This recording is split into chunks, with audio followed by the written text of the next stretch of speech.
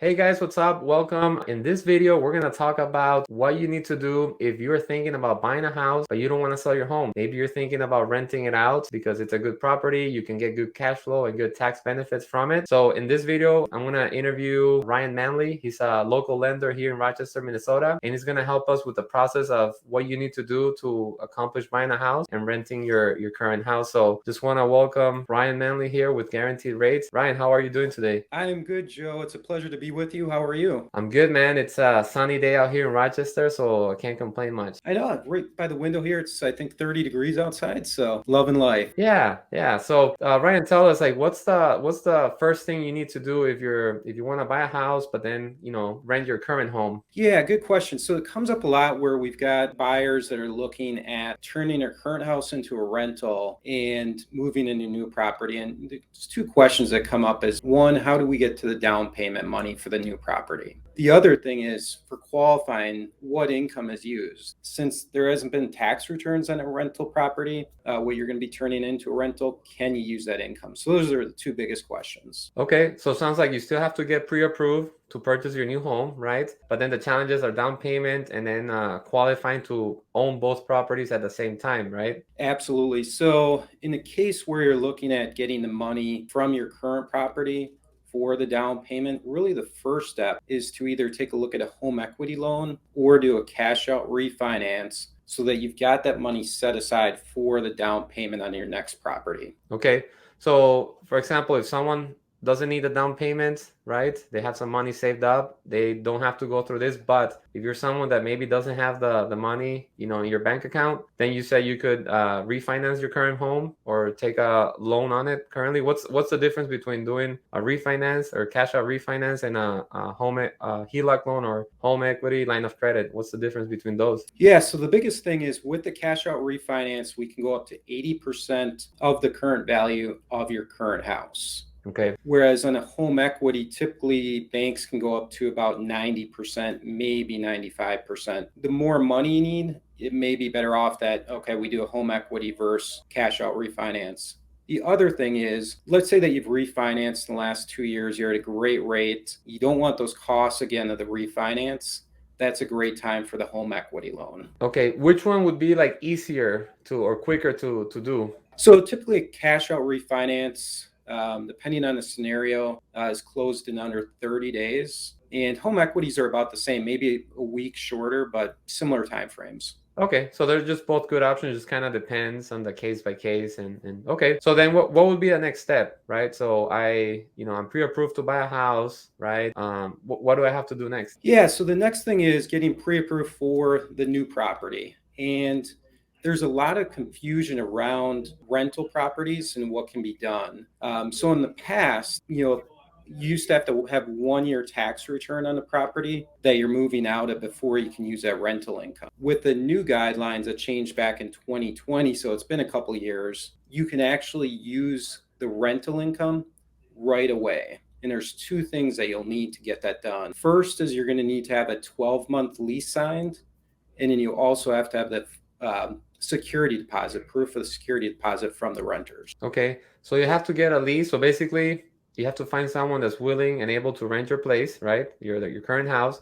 You have to get a lease, and then you have to get the first month or 1 month deposit, right? 1 month security deposit. Okay, and then they have to prove to you that the lease and the month deposit that's in like their bank account. Yeah, so with the lease, it just needs to be a 12-month lease. Okay. We don't even have to have proof of the first payment or first two payments. So you need to have a lease. So this wouldn't work if you're thinking of maybe like Airbnb your house. It has to be a 12-month or longer long-term lease. Correct. The only Okay. way to be able to use the income right away for qualification purposes is a 12-month lease. So if you're planning to do Airbnb, which I know is very popular, in that case, you would have to qualify for the new property and carry the current mortgage, both those debts with your income. Okay.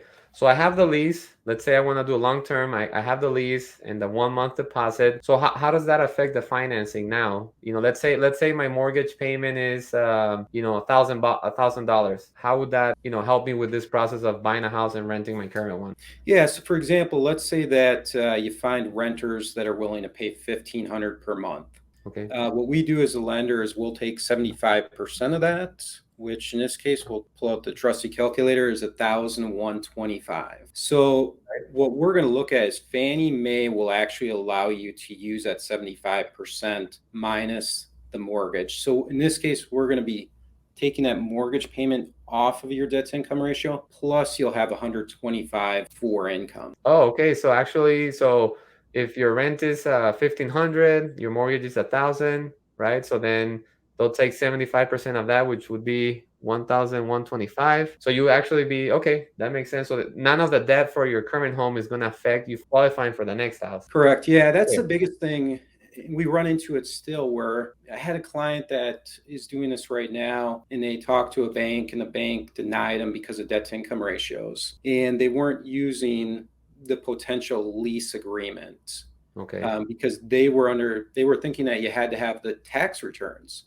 But switching from primary to rental, as long as you've got that 12-month lease, the security deposit, you can use 75% of that rental income. That's really good because I mean, rental rates right now are very, very high. If because a lot of people can't buy a home, so they have to rent. So most likely, people are gonna be in a situation where they're gonna be, positive. Where when you take that 75% of the rent versus what they pay on the mortgage, they're gonna be positive. So that's a good thing. Yeah, the biggest thing to create wealth in real estate, as you know, is having investment properties, and it's just a good way to get started with them buying investment property. Why not just turn your first home into an investment and then have the money to be able to buy the new property that is a move up for you? Right, right. And I think I always tell people, when they're looking at investing, you always have to have a plan A and a plan B, right? So let's say maybe this is not something you're thinking about right now, but in the future, you're buying a house, maybe you're worried about interest rates, which I want to ask you about here in a little bit, but maybe they're worried about interest rates and,